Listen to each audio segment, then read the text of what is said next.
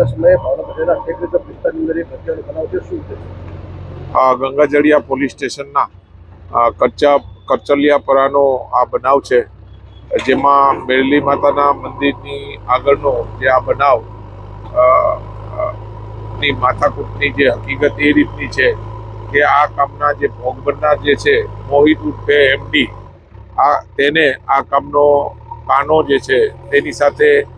મિત્રતા હોય, અવારનવાર બંને વચ્ચે પૈસાની જરૂરિયાત હોય, એકબીજાને આપતા હતા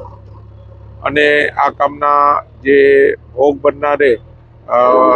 કાનાને પૈસા આપેલા અને ગઈ રાતે આ લોકો જે છે ત્યાં મેલડી માતાના મંદિરની આગળના ભાગે ભેગા થયા અને પૈસાની લેતી દેતી બાબતે તેના વચ્ચે ઝઘડો થયો અને આ જે ભોગ બનનારને આ કામના જે 4 આરોપી છે, કાનો, કાળિયો, આયર અને બીજા, આ લોકોએ ભોગ બનનારને શરીરે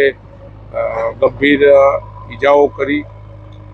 જેથી આ કામના ભોગ બનનારને સટી હોસ્પિટલમાં દાખલ કરવામાં આવેલા